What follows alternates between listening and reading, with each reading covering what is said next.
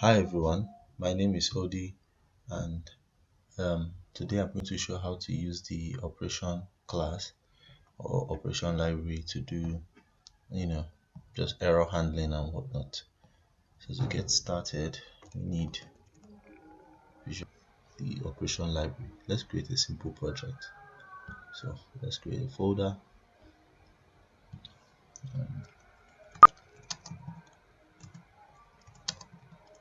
Go to D drive, projects. Let me create a demo folder, cd into the demo folder, and that's all. So close dot opens a demo folder. So we have our demo folder here. I can also bring up the terminal again. This time all I just need to do is to say let's create a folder for the demo. Let's call this operation test. Let's cd into it. Then as you can see, it's already open here. Then let's what are we gonna do? So we say .NET new here. Just say .NET new. Okay, so it's done. Oh, so it's showing us the different application types. We want a new console, so .NET new console. Okay, so the console has been created successfully. Now what we can do is let's go ahead and just restore all the packages, and then let's go ahead to build it. Okay, after building it, let's see if we can run it. As you can see, it's running. It's just showing hello world. That's pretty straightforward and simple. Let me change my directory a little bit so that I'm inside of this. Now let's take a look at the source code. Okay, it's downloading OmniSharp because we just installed VS Code. So OmniSharp is what gives you IntelliSense and all that inside of VS Code. Is the like C# runtime engine that works in the background.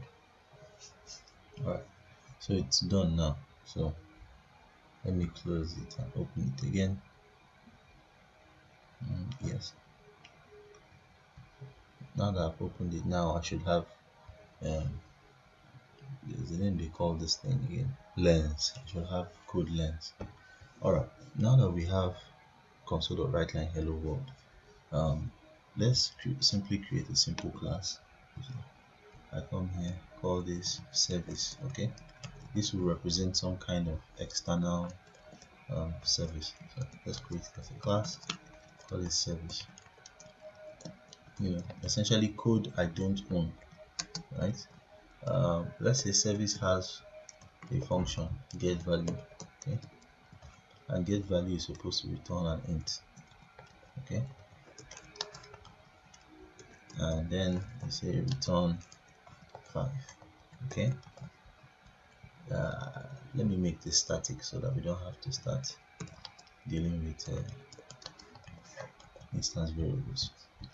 Okay, let's say from program I wanted to use this hello world is the first statement, and then I say console.writeline, and I say service. Let me use the new C# 7 syntax. Service returned, and this time inside of it I put maybe let me come here and just get the value equal to what we have, service dot get value. Just invoke it and it gives us a value, right? Value. This is the simplest situation, and truly if we run the app, let's go back to our console. If we run the app, oops, didn't need to do that. run the app.net run. It runs, and as you can see, truly it says service returned 5, which is all well and good, except that once in a while, right, service could once in a while. So let me make it here. Let's create a random and continue system random, and let's say rand next int, and next returns an int. This gives us a random integer, and what we are going to do now is we are going to say rand int. I'm going to say if rand int is divisible by 2, then return 5. If it's not, let it throw an exception. Oops.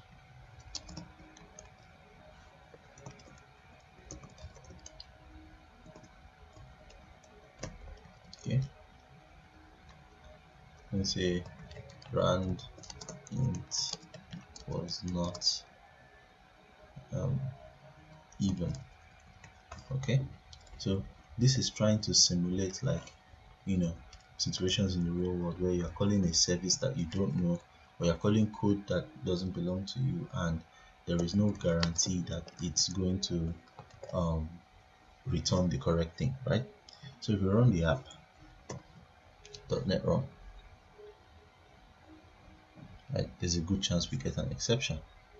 Okay, and we could run it multiple times and it returns 5. So that said, we have a very unreliable function that could throw an exception, which causes our program to crash. Well, you have the option of doing this. Say try, or putting a try catch to wrap it. So we come here with our catch, with our exception ex, and then if it's successful, we do this. If it's not, we now show console.writeLine. We'll say ex.message just to show the user, something bad happened. Okay, now let's go ahead and run this again, and you will see it's returning 5. There's no problem, but sometimes it says round was not even.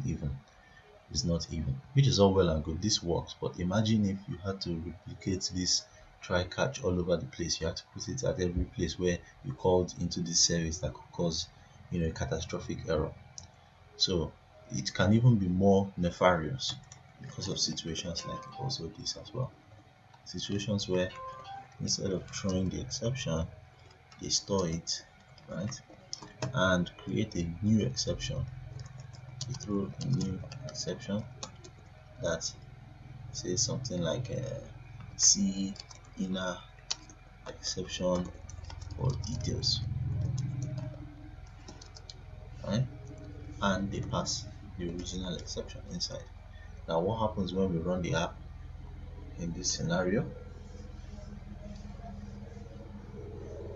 You will see that it will just say, okay, this one returned 5. If I run it again, you see it's saying see inner exception for details, which is ridiculous, because now you who's calling it has to now walk through the exception graph. And I've seen this a lot with e.t.c framework and a few other libraries where they'll just tell you look at inner exception for details, which is ridiculous. So to solve that problem, you would have to come here and just say while ex equal to while ex dot inner exception is not null, ex equal to ex inner exception. So this is me like recursively going through the inner exceptions to go to the innermost exception. I could store the original exception or ex equal to ex just in case I need to display that message. So with this, I should be able to run the app now,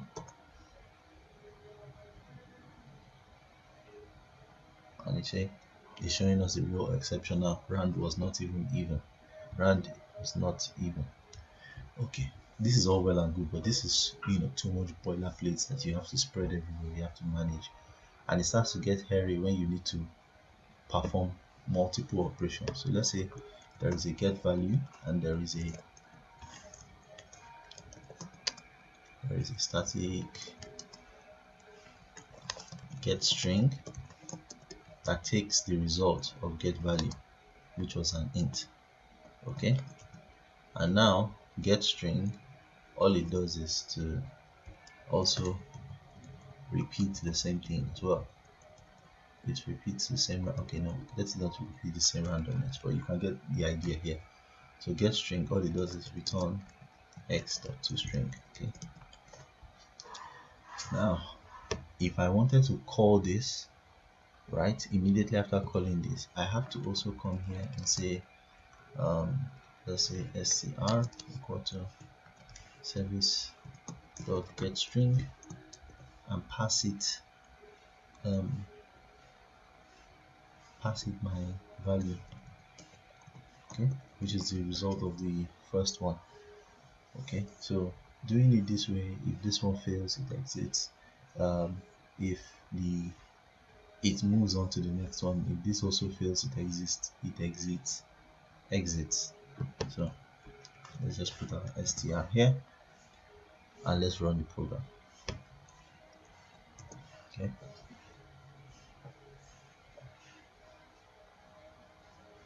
now as you can see, this is a lot of boilerplate code, especially if you wanted to say, okay, if this fails, I should show a different error than if this other one fails as well. I should show a different error or something like that. That becomes difficult to do because the exception is just going to always exit and come to the catch clause. So you would have to essentially either try catch and throw a different exception, or it just gets hairy from there. Catching each exception separately, then using that to determine what the message would be. So all this is complicated, but luckily that's where the operation library comes into play. Adding the operation library, at least for .NET Core, is as simple as saying .NET add package operation. Okay, that installs the operation library to the descent. If you're using the regular .NET framework, you would use NuGet as well. NuGet will do that for you. All it's doing really is coming here and adding this package reference. That's for .NET Core anyway.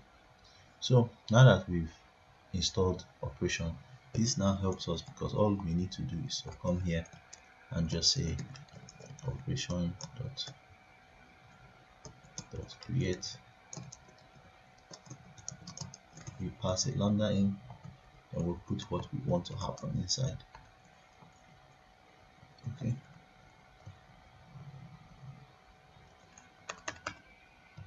put what we want to happen inside. We get rid of this catch clause, blah blah blah. Okay,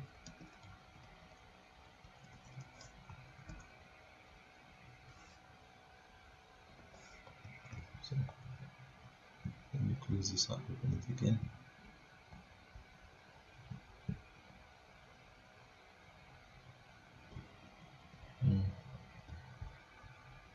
Just give me a moment.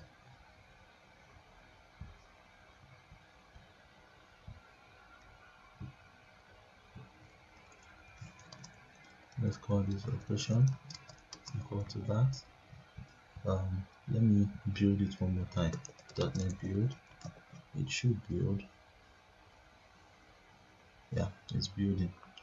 So that means the problem is from here. That's from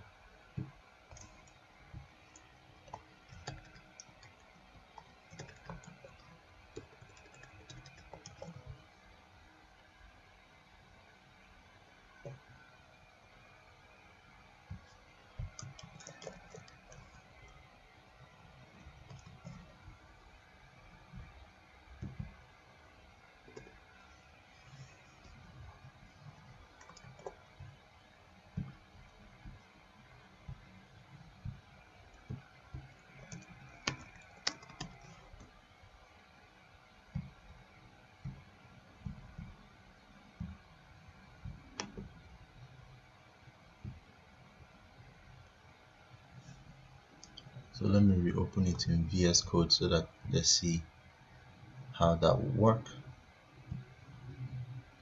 Okay, so it's working now. So operation, as you can see, right, we wrap the dangerous function calls inside this operation.create. It does exactly the same thing we saw earlier, except it has a few new interesting properties. One of the interesting properties is that an operation has three properties. You have a message, which is essentially like, you know, the string representation of the innermost exception. We have the succeeded boolean that tells us whether it succeeded or failed, and we have the result. Okay, that's if it returns something. All right, now that we have the operation, all we just need to do is just say if operation dot succeeded, then we return true. If operation dot succeeded, we console the right line succeeded or whatever, right? If it failed, we can come here and say console right line, and we will just say operation message. Okay, so you know what, let me even remove the success case so that the program remains exactly the same. So this is if operation did not succeed, then it should just show the message. Okay, let's go ahead and run the app. So this will be .NET run.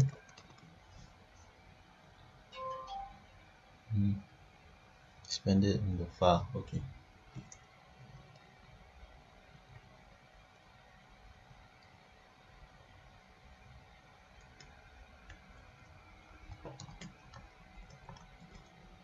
yeah,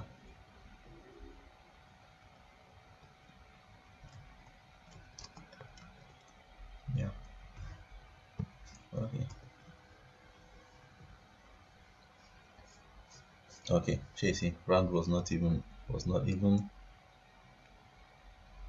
service return 5, service return 5.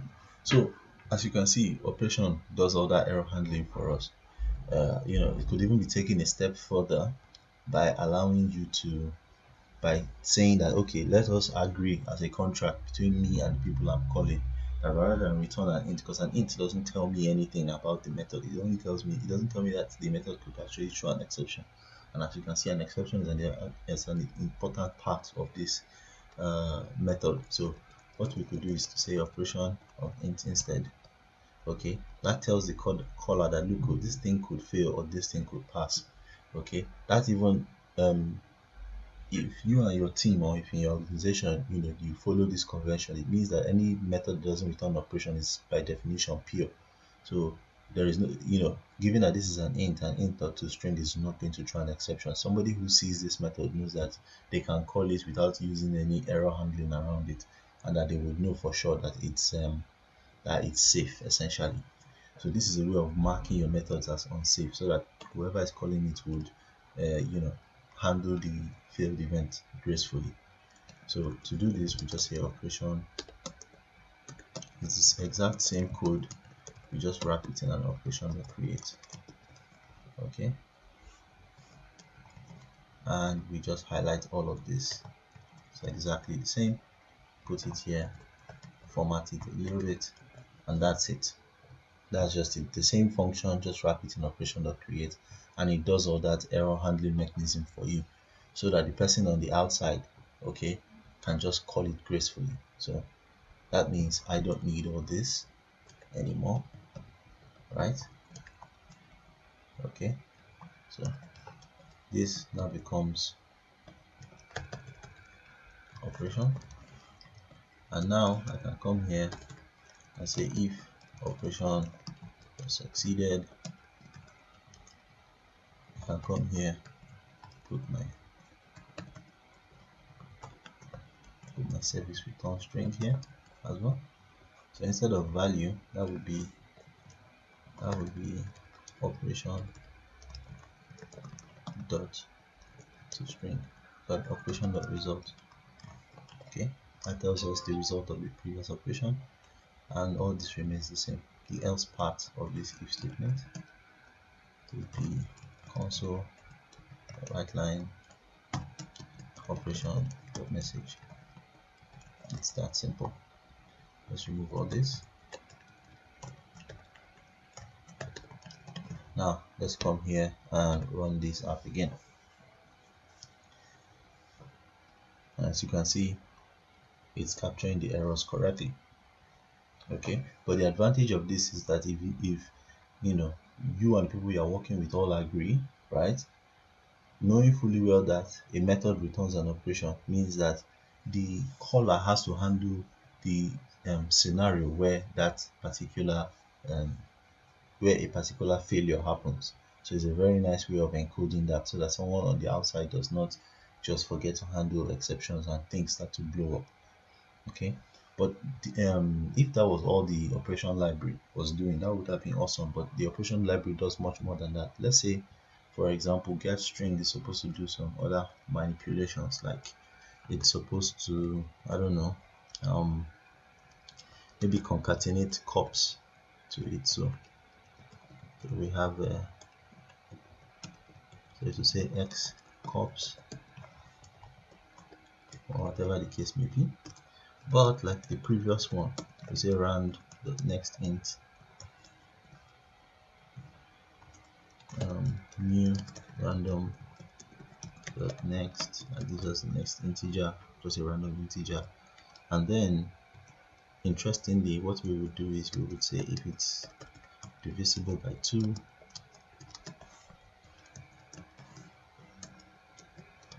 should throw new exception. Okay, we're already generating the int from the previous one. Okay, no, it's always going to be 5. Throw a new exception that says something bad happened. Okay, again, whoever is calling this doesn't know that this method is not safe, that an exception could be thrown. So by simply coming here and marking it as operation, right, that tells the caller that the caller cannot just use the value directly. And to make that work, you have to just wrap all this code in an operation as well.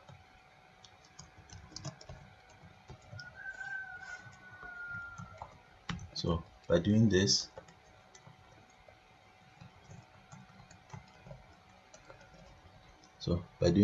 the caller, the code will now break, because all of a sudden the caller is trying to return an operation of string, although this would to string it and still. But this now gives the caller the ability to say if str.is succeeded, then we console.log it, else we console.writeLine operation, let's call this str.message. Okay, another thing I forgot to also make known is that this operation doesn't hide the exception. The exceptions are still available. In fact, if you wanted to analyze the exception yourself, you just say operation.get exception, and you have access to the original exception that was thrown. But if you wanted to log it or throw it again or whatever the case may be, it doesn't hide the errors. It just captures it so that it doesn't your code can fail gracefully. Okay, now as you can see, there's starting to become a problem because we're entering a nested pyramid of doom, in the sense that once we use this service, if we have 3 or 4 services that have operations, it will just be tending towards the right. So luckily we have a simple technique for tackling that.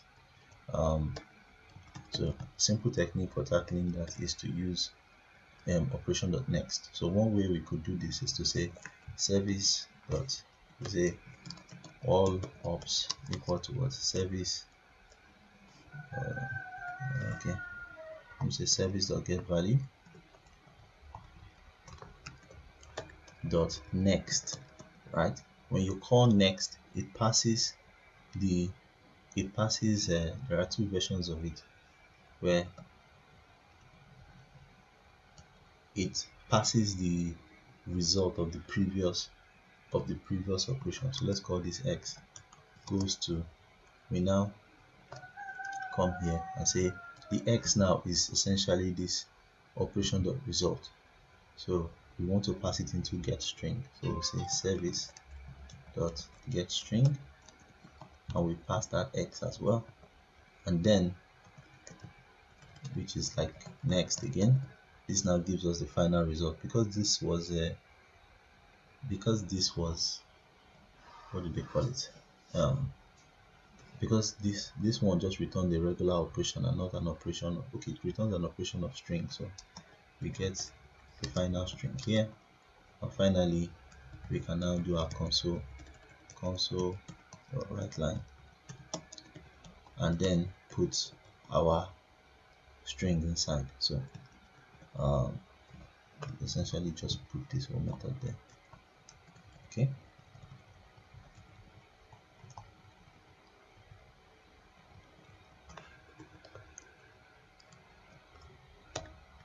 okay,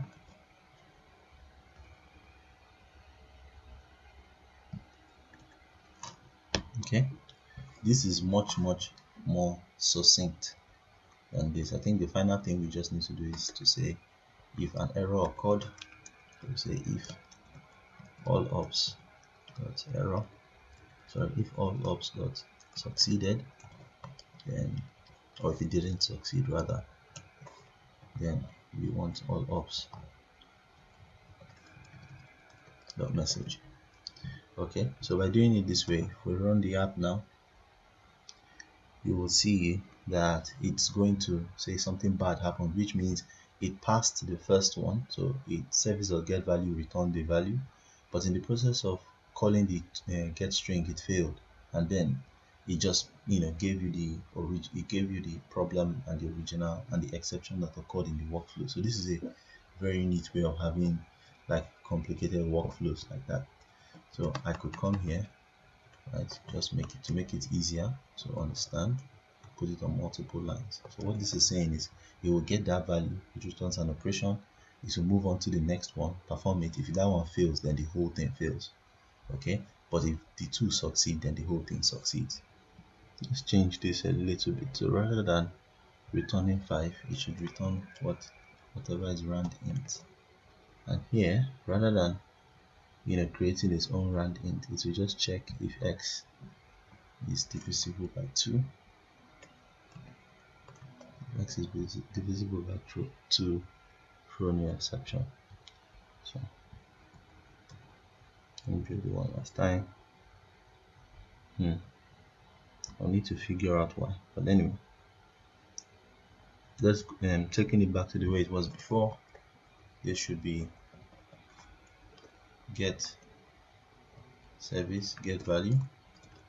We say dot next, and we have x close to x dot get string dot next, and we have the string that came out of that, and then we can put this there, this console dot write line heart, and remove this out of the way, and we are done. So let's do a build. Now successful. Let's do a run. I was also successful. Something bad happened. Run it again. Rand int was not even. Run it again. Rand int was not even. Oh, this will always keep failing, because if you think about it, right, we're saying if it's divisible by 2, return it, but it will fail here if it's not divisible by 2. Yeah, so maybe let's make it 3. Let's make it if it's divisible by 3. So it has to be a number that is divisible by 2 but not divisible by 3. So all them 6 and co would be gone from the list. It will be like 2. Okay, chasing. This is an example of the number that's divisible by 2 but not divisible by 3. This is not even. So instead of saying something bad happened, you say not divisible by 3.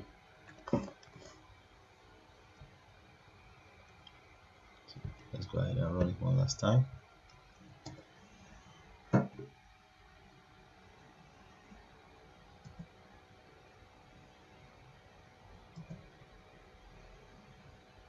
Yeah. So that's about it. That's all there is to using the operation class. As you can see, it's very easy to use and all. The link version of it will be fixed, and that's about it. Thank you very much.